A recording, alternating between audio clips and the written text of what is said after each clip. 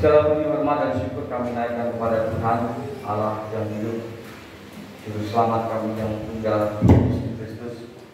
Dan mengucap syukur karena pagi ini Tuhan membawa kami kembali ke tempat ini dalam keadaan sehat, dalam keadaan sukacita dan penuh semangat. Kalaupun ada hati-hati yang sedang terganjal, pikiran-pikiran yang sedang tidak terlepas untuk menyembah Tuhan, biarlah kiranya Tuhan melepaskan segala ganjalan itu, Tuhan melepaskan segala pikiran-pikiran yang buruk, supaya apa yang ada di hadapan kami, yakni suasana di mana kami harus menyembah Tuhan, benar-benar dapat kami fokus, benar-benar kami dapat menikmatinya dengan sebaik-baiknya.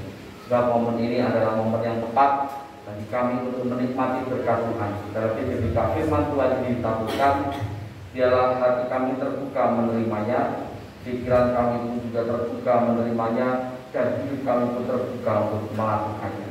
Terima kasih Tuhan, pakailah hamba-Mu yang jauh dari sempurna ini, pakai lidah ini, pakai bibir ini, pakai hati dan pikiran ini, supaya apapun yang terucap, apapun yang tersampaikan benar-benar berasal dari Tuhan dan menjadi berkat bagi setiap hati yang mau menerima itu.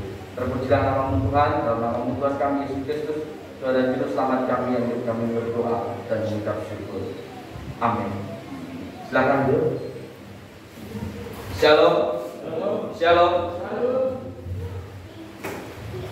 Minggu terakhir kita belajar tentang menghargai. Seperti yang saya sampaikan di minggu yang lalu, dalam penutupan ini saya mau menyampaikan tentang mengapa atau sebenarnya kita harus menghargai orang lain. Tujuannya itu apa? Tujuan kita harus menghargai orang lain itu apa? Dan apa kata firman Tuhan tentang itu semua? Apa tujuan kita menghargai orang? Apa tujuan kita secara umum menghargai semua makhluk ciptaan Tuhan? Bukan hanya orang, tetapi juga tumbuhan, hewan, dan semua yang hidup yang diciptakan oleh Tuhan haruslah saling menghargai. Maka langsung saja, karena pembukaannya sudah di khotbah yang pertama tentang tujuan menghargai. Kenapa kita harus menghargai? Yang pertama, Kolose pasal yang ketiga ayat 23 berkata, maka apapun yang kamu perbuat, perbuatlah dengan segenap hatimu, seperti untuk dan bukan untuk manusia.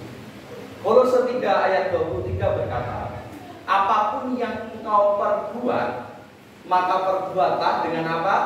Segenap hatimu, seperti untuk. Nah, artinya sangat luas, bahwa apapun yang kita lakukan, apapun yang kita katakan, apapun yang kita perbuat, apapun yang kita pikirkan, hendaklah mengacu kepada apa yang menyenangkan Tuhan, apa yang memuliakan Tuhan.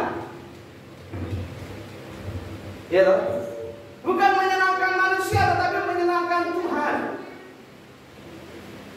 Termasuk dalam hal menghargai sesama. Kalau kita berbuat itu dengan sepenuh hati, maka itu pasti akan menyenangkan Tuhan. Nah, maka tujuannya jelas. Mengapa kita harus menghargai orang lain? Ya semata-mata untuk memuliakan Tuhan, semata-mata untuk menyenangkan Tuhan, bukan menyenangkan orang lain. Memang kalau kita dihargai orang lain itu rasanya hati kita senang. Pun ketika kita menghargai orang lain, orang yang kita hargai juga rasanya senang. Tapi bukan itu yang kita cari. Karena kalau hanya kesenangan manusia yang kita cari, kita akan jatuh kepada penghargaan yang semu, penghargaan yang tidak sungguh-sungguh, penghargaan yang hanya menghargai di depan saja, tetapi di belakang rasani. Itu kalau tujuan kita hanya menghargai manusia, jatuhnya penghargaannya semu. Di depan di depan monggo Pak, kalau di depannya selamat pagi Pak, di belakang rasani. Nyebaramu tekan dindi. Karena apa? Tujuannya hanya menyenangkan manusia. Ya masih nyala. Penghargaan-penghargaan yang semu. Maka marilah kita saling menghargai. Demi apa? Demi kemuliaan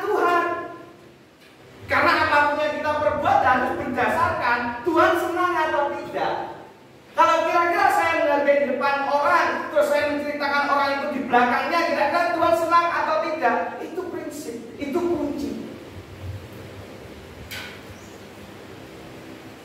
Boleh saya nggak mau munafik Pak, dan buli nggak taragani, ngaruh ya taragani, lah boleh parah. Urip mau nyetak dosa, itu parah. Hidupnya sama sekali tidak memuliakan Tuhan. Sebab hidup kita itu tujuannya cuma satu, apapun itu bentuknya, memuliakan Tuhan. Betul ya? Apapun yang kita kerjakan itu satu, memuliakan Tuhan. Bukan menyenangkan siapa-siapa. Istri melayani suaminya juga untuk apa? Untuk menyenangkan Tuhan. Kalau hati suami senang itu bonus. Gitu kan? Pagi-pagi gawe teh, gerak minum teh masak teh. Ganti-gantinya air hangat. Pagi-pagi itu pakai air hangat, kok bagus kayak gitu. Aku minum ngambil dewe Pak, lihat dewe kan rasanya air putih kayak ada manis-manisnya gitu. Karena udah senyum istri tadi ya. Kalau hati suami senang berkenan itu bonus. Yang paling penting adalah apa? Hati Tuhan senang. Pun juga apapun yang diperbuat suami kepada istri sama. Kalau istri senang itu bonus. Yang penting ketika kita melakukan atau memberikan segala sesuatu kepada istri itu dari hati, seperti untuk Tuhan. Bekerja pun sama.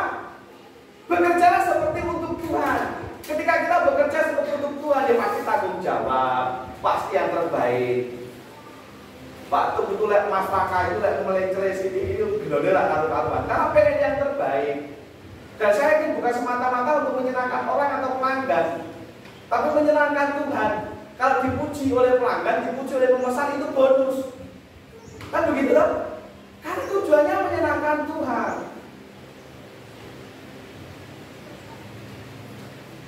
Jadi kurir ya wono. Bekerjalah seperti untuk Tuhan. Bertanggung jawab, kurang bertanggung jawab ya udah jadi terabas. Masuk angin lah gitu. Yang penting pakai ku sampai. Orang kita tekan-tekan diomeli bojo, "Man, masih ada lo balik-balik." Ora apa-apa aku bekerja untuk Tuhan. Gitu.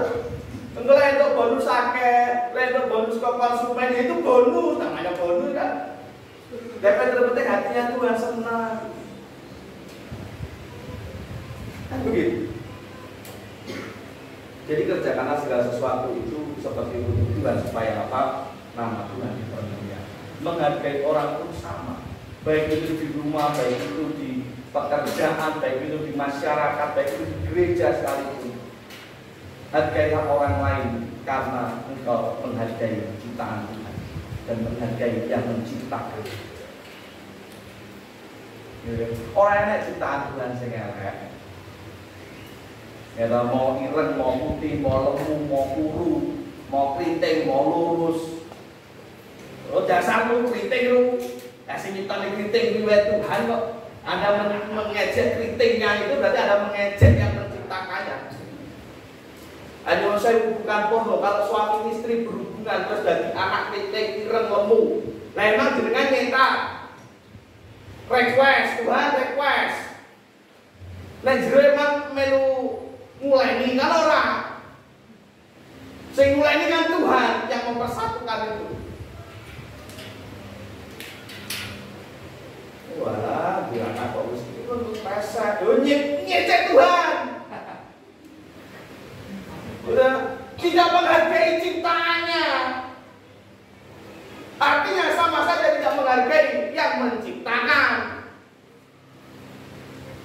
Makanya ada istilah itu dalam teologinya itu, imam Buddha, yang artinya segambar dan serupa dengan Allah. Memang tidak secara fisik, tetapi itu bisa kita jadikan patokan bahwa kalau kita mengejek ciptaannya, kita sama saja dengan mengejek penciptanya.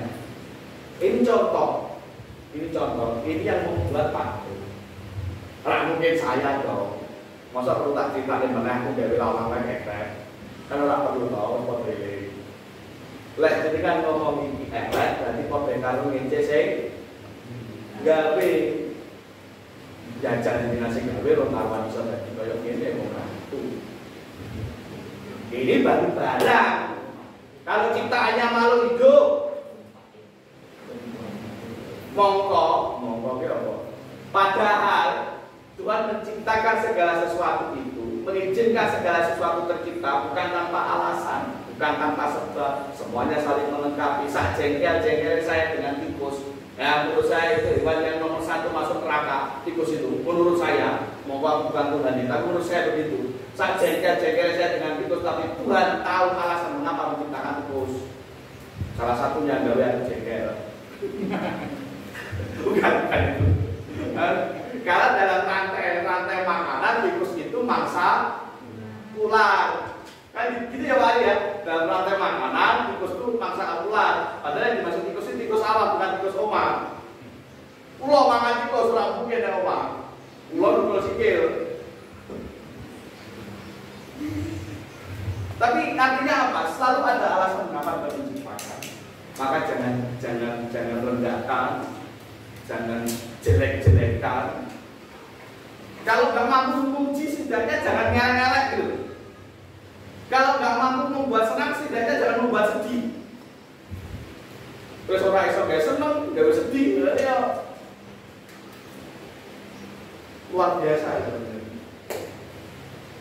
Jadi lakukan segala sesuatu seperti itu. Nah, itu yang pertama. Lalu tujuan yang kedua, mengapa kita harus menghargai, saling menghargai? Setidak-tidaknya pada umumnya kepada semua ciptaan Tuhan. Yang kedua, orang kalau saling menghargai, maka akan tercipta perdamaian.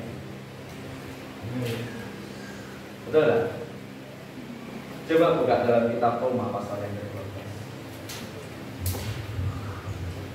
Roma 12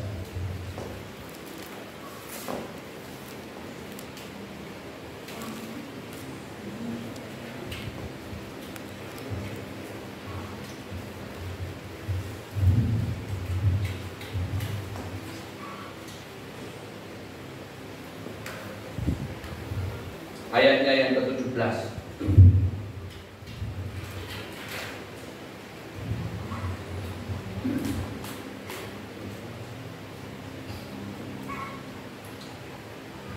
Roma 12 ayatnya 17 dan 18. Janganlah membalas kejahatan dengan kejahatan, lakukanlah apa yang baik bagi semua orang.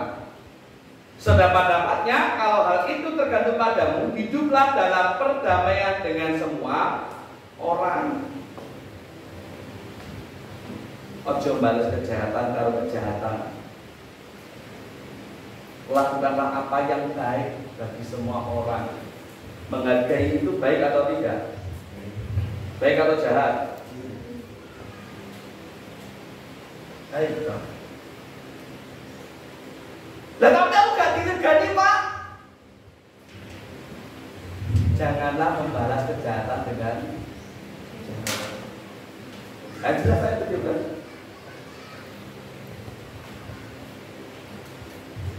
Kalau hal itu tergantung padamu, hiduplah dalam perdamaian dengan semua orang. Jadi kalau diringkas, tujuannya saling menghargai dan damai. Damai itu apa? Ayo utang-utang orang Islam. Salah satu penyebab terjadinya pertengkaran dalam rumah tangga karena apa? Tidak adanya saling menghargai. Bojone sing lanang njaluk bener, sing wedok njaluk bener. Padha-padha pengen dibenerke. Padahal orang karuan bener. Begitu tak? Orang kalau kayak bener kan benerin dhewe, lu maksudnya paling bener gitu kan. Padahal orang karuan bener. Burung meneh kok anake nyusul. Ya ora Pak, sing bener tetep aku. Lah wis geger. Harus orang damai.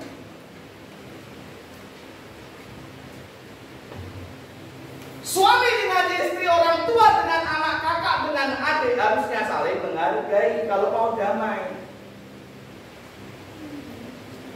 Mendengarkan apapun yang menjadi pendapatnya. Kalaupun sudah didengarkan,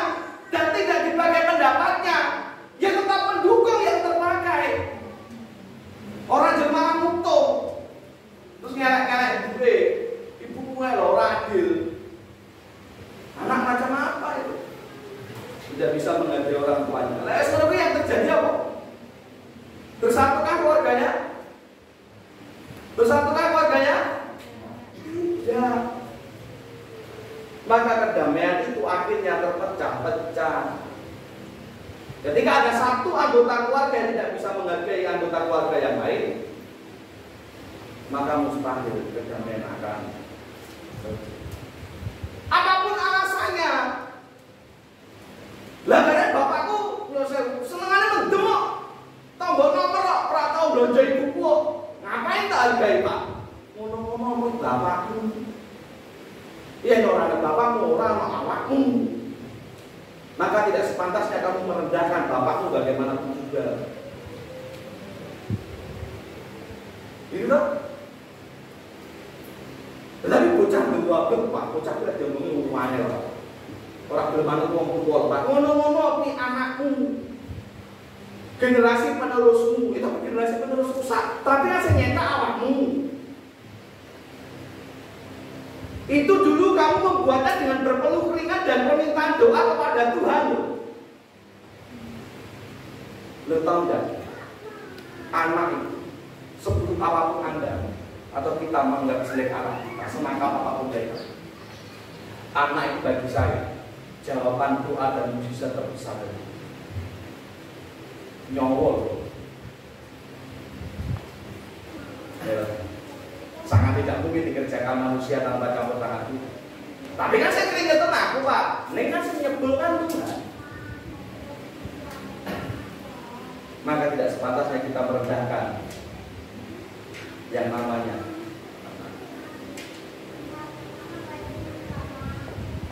menghargai bukan berarti menyetujui. Ketika anak berbuat salah,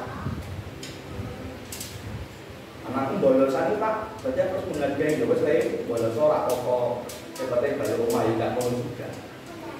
Tanggung jawab tetap dikerjakan.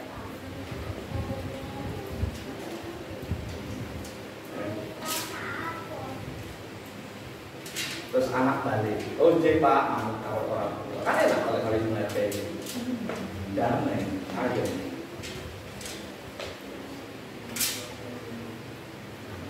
Berusaha membawa perdamaian kepada semua. Pun juga dalam pekerjaan, di dalam rumah tangga, dalam lingkungan masyarakat, terlebih di dalam lingkungan gereja. Kalau kita bisa saling menghargai satu dengan yang lain, tahu posisi, tahu situasi, tahu kondisi, maka yang tercipta adalah kedamaian. Seandainya Indonesia bisa seperti itu pun, yang tercipta adalah kedamaian. Yang non Kristen menghargai, oh waya wong Kristen ini ibadah, dihargai. Yang non Muslim juga menghargai, oh yang Muslim waktunya beribadah, monggo silahkan. Yang non Hindu pun menghargai, oh Hindu waktunya ibadah, monggo silahkan. Itu juga demikian yang non Buddha pun enak. Orang yang baca mana dan di mana-mana. Saya tidak mau menyebut salah satu agama, tapi di mana-mana yang merasa mayoritas itu merasa lebih berkuasa, apapun agamanya. Ya, di Amerika, di Eropa sana yang mayoritas Kristen, mereka lebih berkuasa yang injak-injak yang non-Kristen. Ada. Karena merasa apa? Lebih banyak, lebih hebat, lebih dulu, lebih berpengalaman dan sebagainya. Tidak bisa menghargai. Yang terjadi apa? Perang lagi. Era berapa? Lagu berapa? Hah? Judulnya apa? Oh, era juga. Dia puing bukan perang, puing satu, ada puing satu, puing dua apa lah, itu yang puing satu. Saya mana lagi perang, terjadi perang ketika tidak bisa saling menghargai, saling serang satu dengan lain, saling menjatuhkan. baik langsung, terang-terangan maupun di belakang, tidak akan ada kekerasan. Tapi kalau menghargai, saling menghargai, ya damai. Nah kalau wis damai, nah ini tujuan selanjutnya. Kalau sudah damai pasti akan menciptakan kebahagiaan. Maka tujuan saling menghargai supaya kebahagiaan itu tercipta, sehingga kemajuan bisa kita dapatkan bersama-sama. Orang lewat bahagia maka lewat dijak maju gampang. Gitu loh ya. Sebab itu dalam Filipi pasal yang kedua, coba buka Filipi.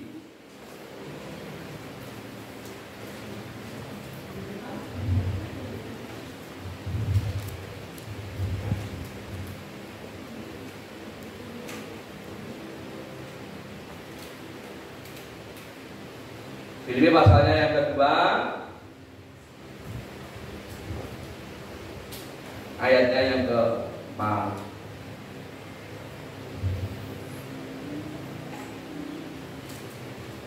Coba yang sudah ketemukan, kemudian bacakan. Filipi pasal yang kedua, ayatnya yang ke-4. Yang sudah ketemu, bacakan. Oh enggak, ketemu lekono. Yang sudah ketemu, bacakan. Dan janganlah tiap-tiap orang hanya memperhatikan kepentingannya sendiri, tapi kepentingan orang lain juga. Janganlah tiap-tiap orang apa Bu? Memperhatikan kepentingannya sendiri, Tetapi perhatikanlah kepentingan orang lain. itu namanya saling menghargai.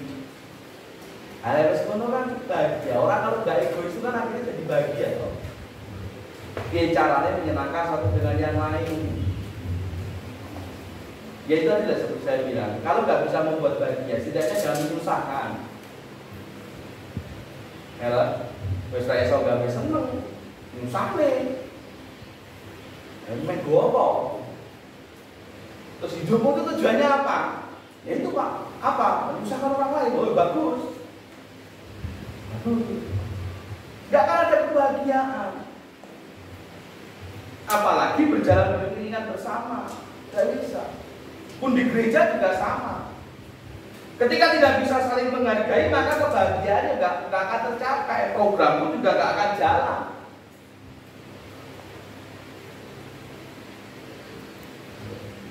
Memberi pendapat, bahkan sampai mengkritik itu hal yang wajar. Apalagi dalam sistem tatanan negara demokrasi.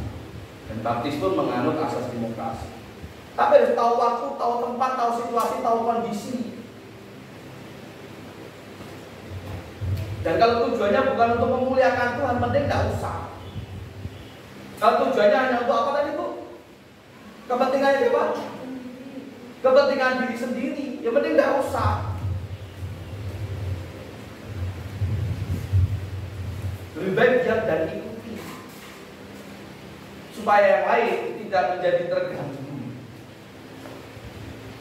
Akhirnya tidak bahagia. Kalau tidak bahagia, malas naik bejo. Nah, saya Pak Bayu ini malas saya. Terus teleponnya ngelak, ngoyak-ngoyak, validasi. Halo. Sampai Pak Bayu malas tekon. Lek kabeh malas tekon kabeh gara-gara Pak Bayu ya. Aku nek gawe program sing ngakone sapa? Masa aku dhewe. Contoh lho Pak. Ada Pak Bayu ya. Kowe parah ya. Ora deh. Ora. Sangat mendukung luar biasa. Sebisa dan sedapat-dapatnya ya. Semaksimal. Minimal lewat doa ya.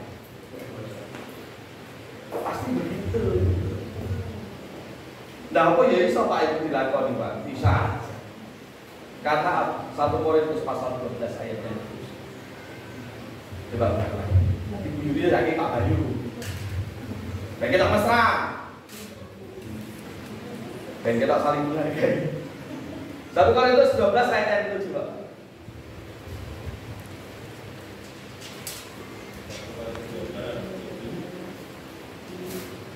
Tetapi kepada setiap orang dikaruniakan kenyataan roh Tiap-tiap orang dikaruniai apa, Pak? Untuk kepentingan apa ya iso Pak? Aku wong diregani ora iso Pak? Iso.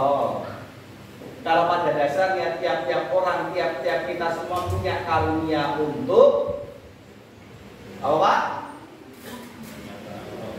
Ya punya karunia untuk apa? Untuk kepentingan bersama, untuk menghargai bersama. Tiap-tiap kita sebenarnya punya di karunia ini. Hanya masalahnya mau atau tidak. Mau atau tidak menghargai orang lain. Mau atau tidak menghargai orang sekitar. Mau atau tidak menghargai ciptaan Tuhan yang lain. Ya kan? Harus kakek kok. Tidak tahu Pak mana di nah itu tak tipis gitu. Berarti Anda nggak mau, yo, dia caranya sanggup botol dia, beda. Di mobilku sanggup botol aku arah, nah ke pipisnya tidak. Lepas lewat alas obat, dan pipisnya tidak. Ngalah. Mau tidak menghargai makhluk hidup lainnya, kau ya. Botol, botolnya bukan dibuat alas obat lain.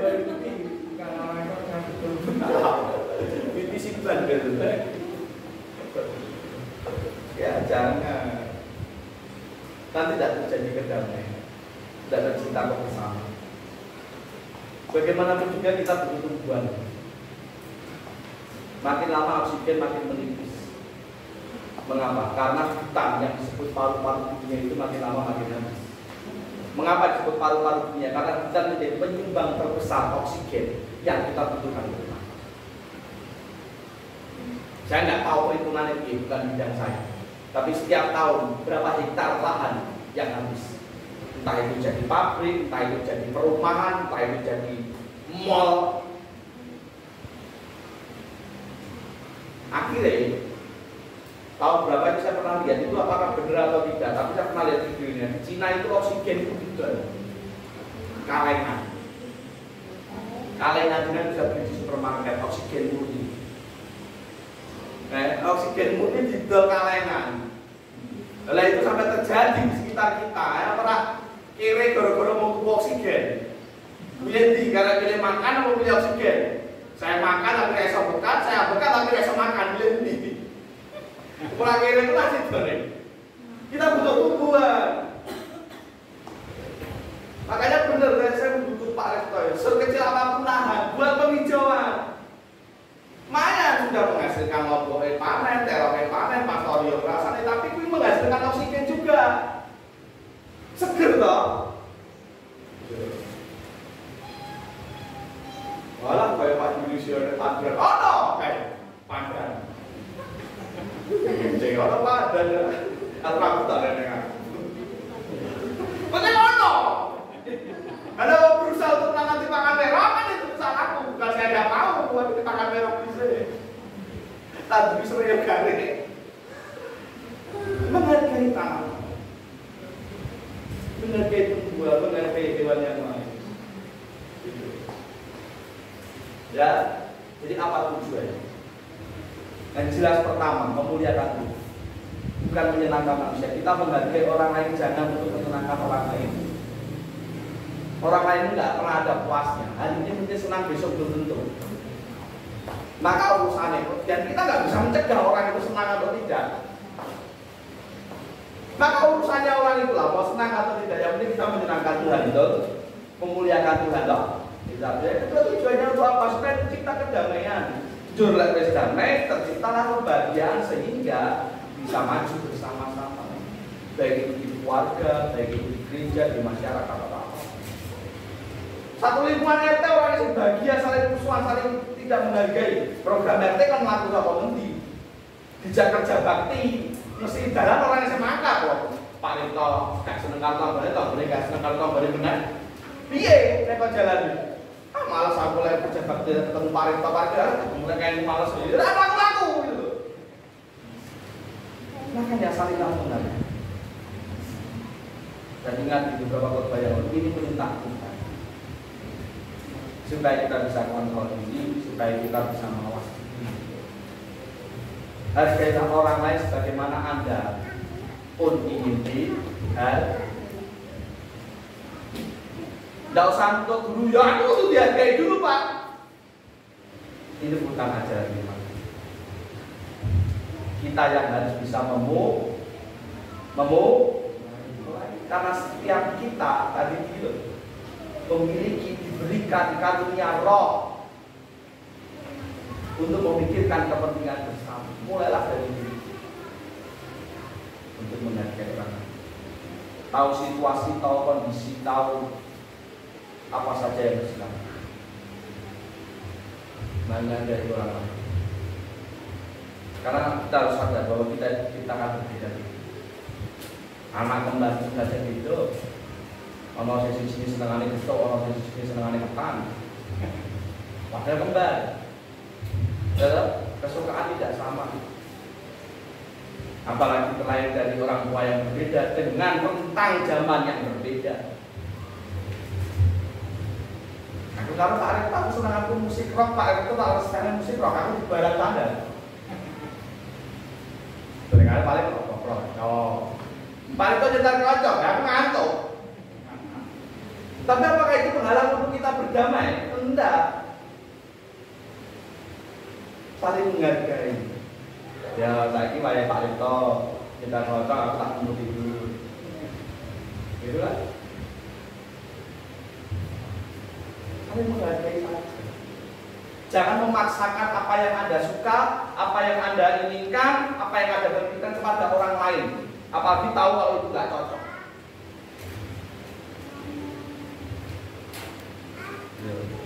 Itu akan menciptakan permusuhan. Minimal menciptakan kebencian dan persekutuan. Yang pasti lama-lama akan terus. Seberapa sih orang tua menahan rasa sakit? Berapa lama? Lama-lama masih ada. Nah sebelum itu terjadi, mari kita menghargai orang lain. Tanpa batas usia, tanpa batas jarak rentang zaman, tanpa batas jabatan dan lain sebagainya. Mari kita menghargai selayaknya sesama makhluk. Apapun itu, baik dengan selama manusia, baik dengan tumbuhan, baik dengan hewan. Kalau selama itu ciptaan Tuhan, dan hargai saja. Ya. Mereka pun juga begitu, mereka pun juga begitu. Supaya keseimbangan alam. Yuk semangat saling menghargai satu dengan yang lain. Kita akan akhiri dan berdoa. Terima kasih Tuhan. Pada akhirnya kami dapat mengetahui apa tujuan kami harus menghargai. Setidaknya kami dapat belajar tentang bagaimana kami harus memuliakan Tuhan. Salah satunya dengan cara saling menghargai satu dengan yang lain. Dan dialah ini boleh menjadikan kontrol dalam diri kami, boleh menjadikan aturan dalam diri kami untuk kami dapat saling menghargai satu dengan yang lain.